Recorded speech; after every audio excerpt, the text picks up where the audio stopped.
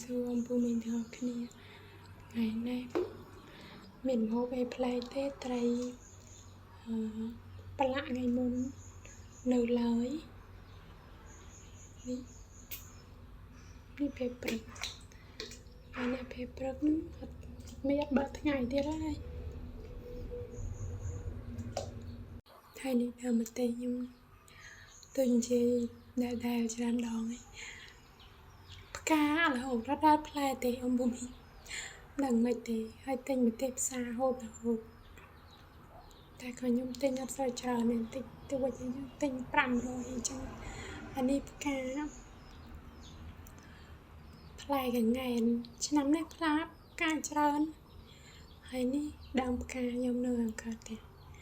ចេញផ្កាមកស្អាតមែនទេនឹងផ្កាទៀប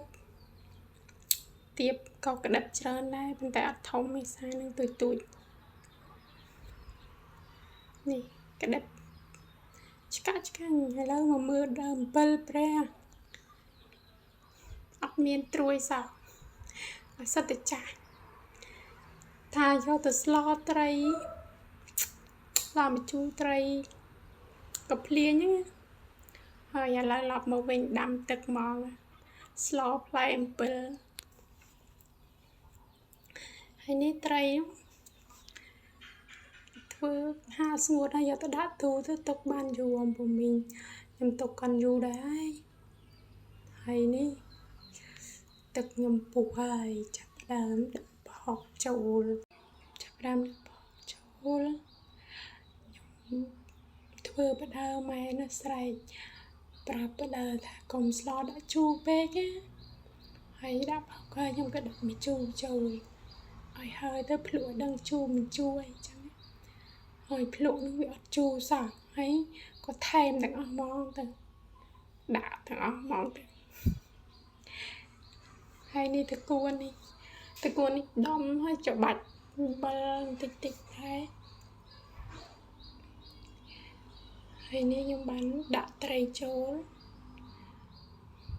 ត្រីប្រឡាក់តែខ្ញុំប្រឡាក់សូវប្រៃទេប្រឡាក់ស្ទើរអំបិលនិយាយរួមត្រីនឹងស្ទើរអំបិលហើយមានក្បាលត្រីស្រស់មួយ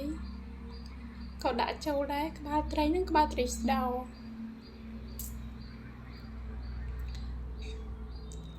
ដាក់ចូលជាមួយគ្នាហ្មងទៅហើយចាំភ្លើងមកស្ទុះទៀតហើយនេះកលខ្ទឹមមួយស្លឹកខ្ទឹមបន្តិច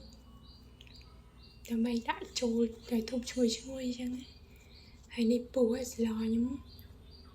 ពុះល្អមែនតើឡើងគ្រុចមកខ្ញុំដាក់ខ្ទឹមចូល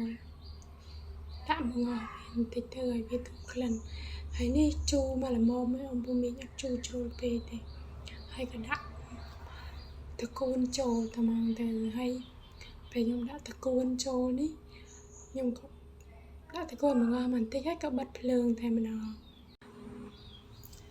មកវាបន្តិច